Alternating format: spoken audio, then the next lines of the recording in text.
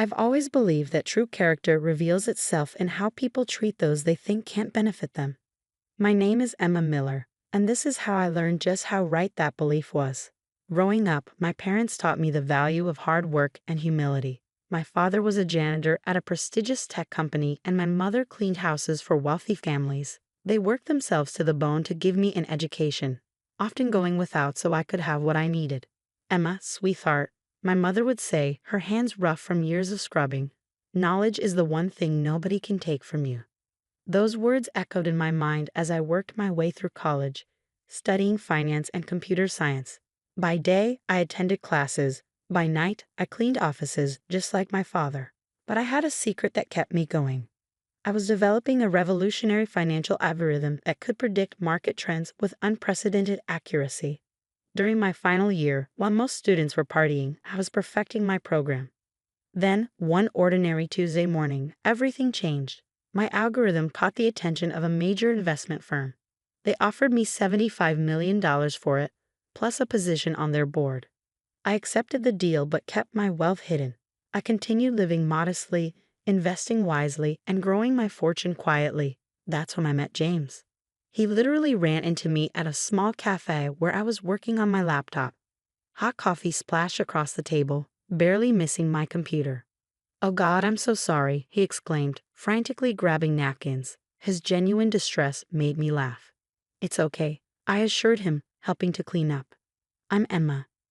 "James, please let me buy you another coffee. It's the least I can do." One coffee led to dinner, and dinner led to more. James was kind, funny, and refreshingly down to earth. He worked as a high school teacher, passionate about making a difference in his students' lives. When he proposed 6 months later, I said yes without hesitation. Then I met his family. Patricia, my mother-in-law, lived in a sprawling house in an upscale neighborhood. Her husband, Robert, had passed away years ago, leaving her a comfortable inheritance. From our first meeting, she made it clear I wasn't what she'd envisioned for her son. "A cleaner's daughter," she said, eyeing me over her wine glass. "How quaint. James, darling, I thought you were dating that lovely doctor's daughter, Caroline." "Mom," James warned, but the tone was set.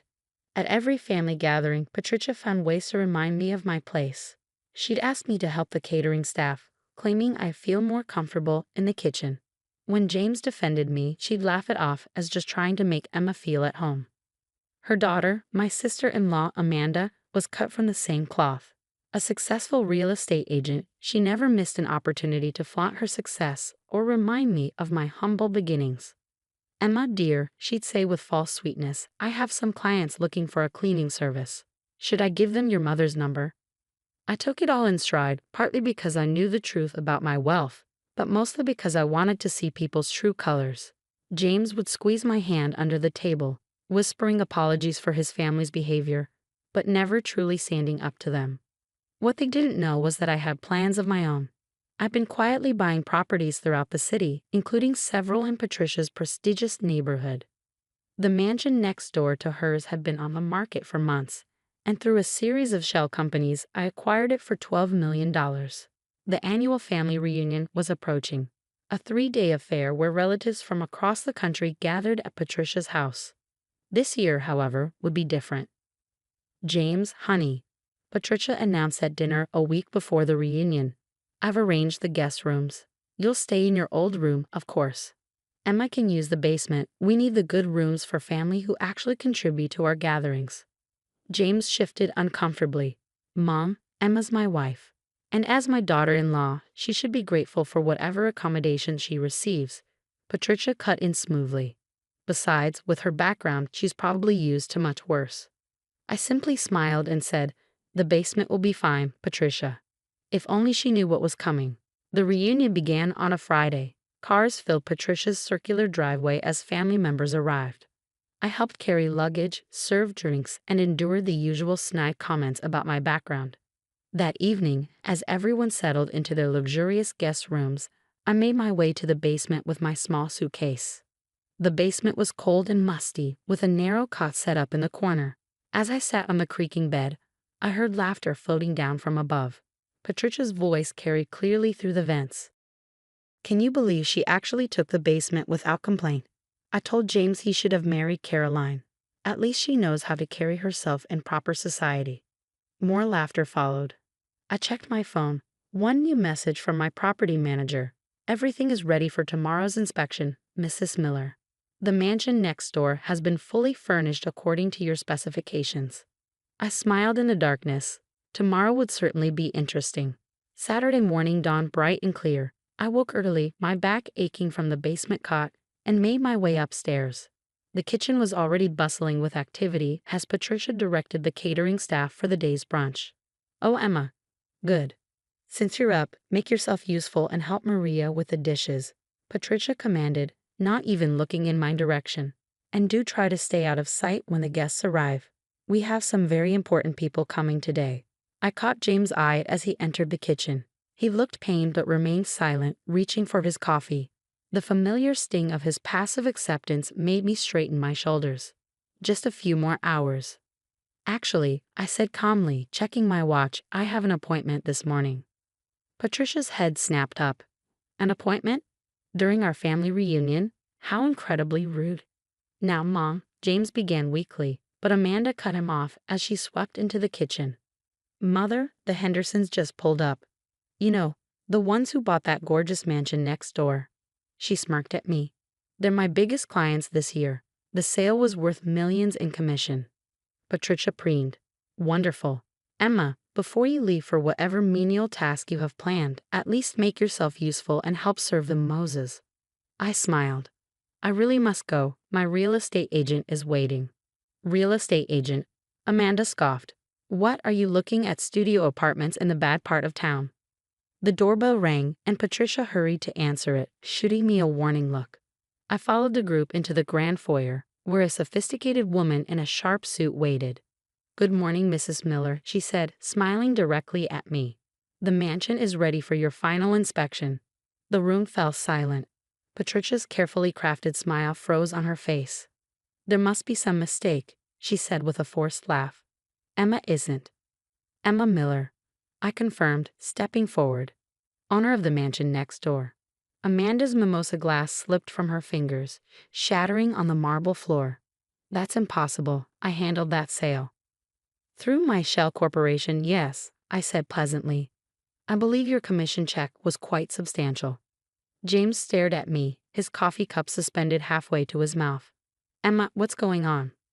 "Perhaps we should all sit down," I suggested, gesturing to the living room. "I have quite a story to tell." Once everyone was seated, Patricia and Amanda perched on the edge of their seats like birds ready to take flight. I began. 7 years ago, I developed a financial algorithm that sold for $75 million, I said calmly. Since then, my investments have multiplied that many times over. The mansion next door is just one of many properties I own. But you let us think. Patricia sputtered. That I was a cleaning lady's daughter who married above her station. I finished. Yes, I did. And you all showed me exactly who you are through how you treated someone you thought was beneath you. This is absurd. Amanda stood up, her face flushed. Mother, she's clearly lying. My real estate agent cleared her throat. I can assure you, Mrs. Henderson, that Mrs. Miller's credentials are impeccable. In fact, she owns controlling interest in the development company that built this entire neighborhood. Patricia's face had gone from red to white. The entire neighborhood. Including this house, I confirmed quietly. I bought it last month when it was technically still under your late husband's estate. The paperwork was finalized yesterday. The silence that followed was deafening. James had sunk into his chair, his face a mask of shock and dawning realization. "You mean?" Patricia's voice trembled. "This isn't my house anymore. It's mine," I said simply. "Just like the basement where you made me sleep last night." Amanda jumped up. "Mother, she can't do this. We'll fight it in court."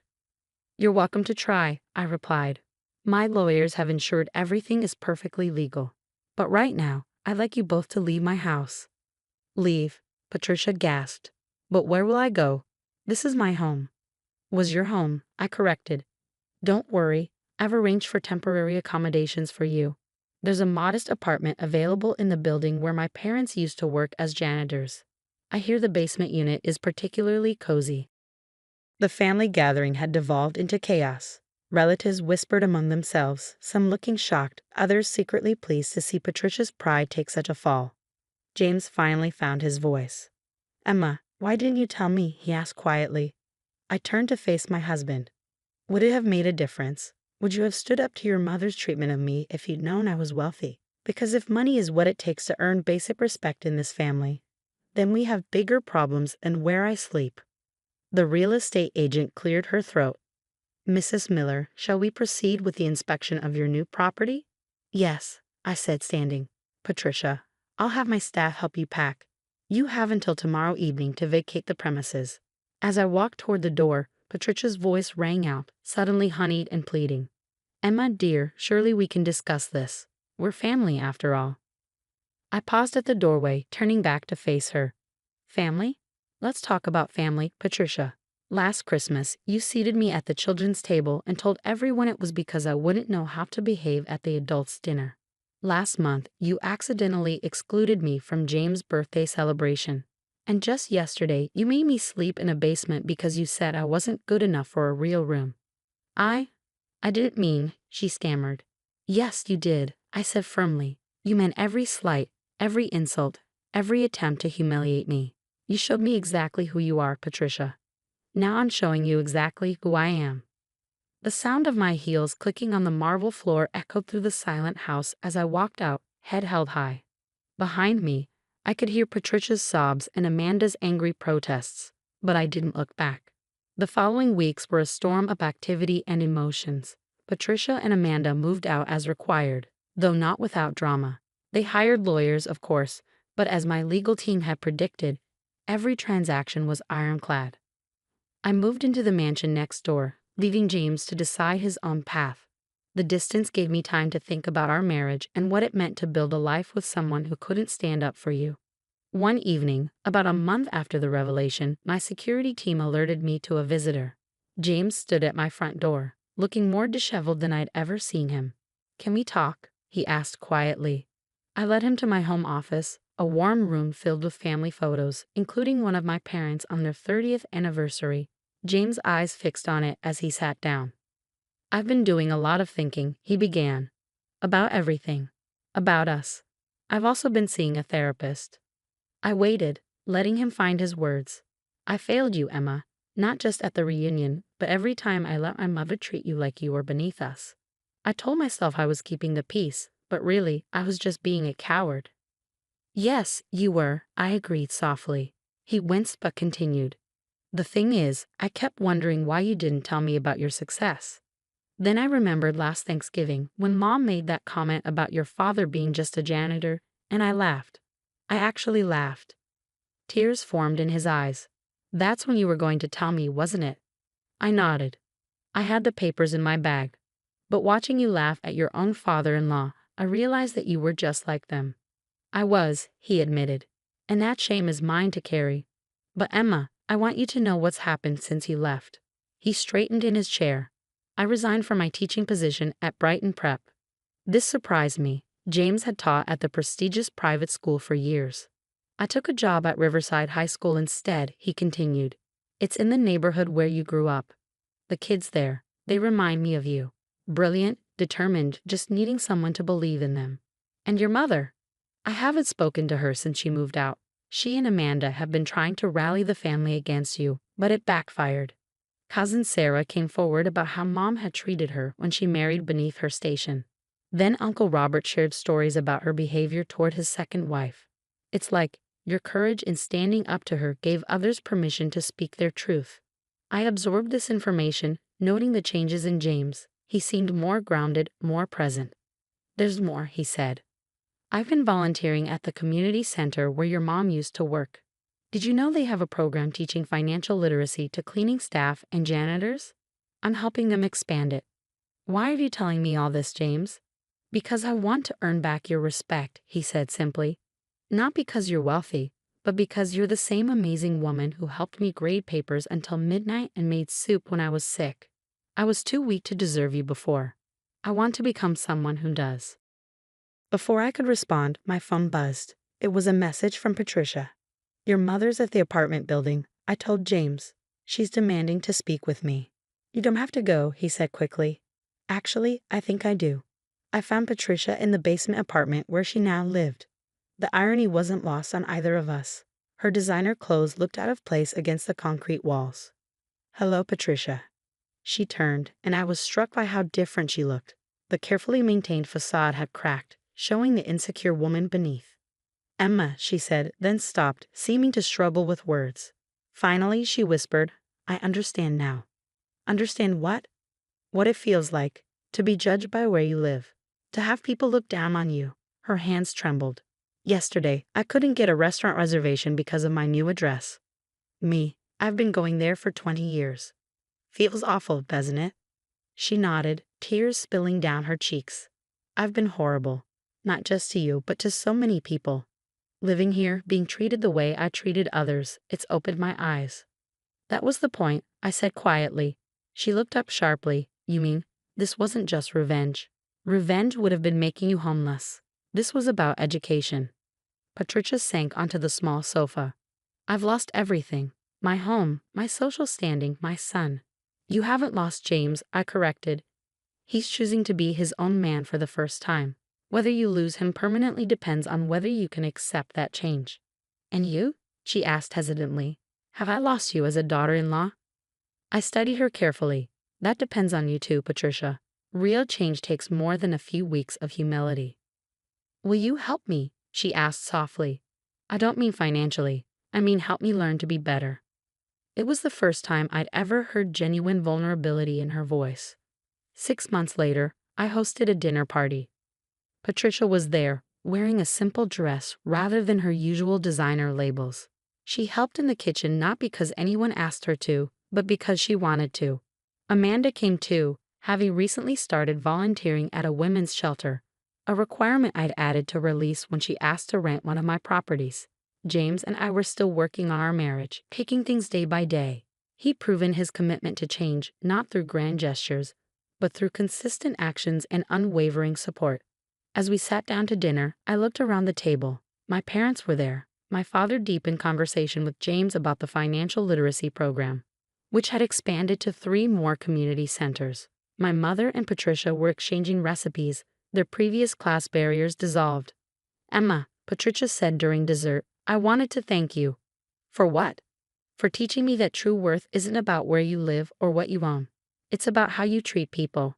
She smiled sadly. I just wish I'd learned that lesson sooner. Later that night, as James and I stood on our balcony overlooking the neighborhood, he asked, Do you regret any of it? I thought about the past year, the pain, the growth, the transformations. No, I said finally. Sometimes people need to lose everything to understand what really matters. He took my hand, and we stood in comfortable silence, watching the stars. The basement apartment where Patricia lived was visible from our vantage point, its lights glowing warmly in the darkness. It stood as a reminder that sometimes the greatest gift you can give someone is the chance to become better than they were. My phone buzzed. A message from my investment team about another successful algorithm deployment. But for once, I didn't check it immediately. Some things were more valuable than money, and I was finally surrounded by people who understood that truth.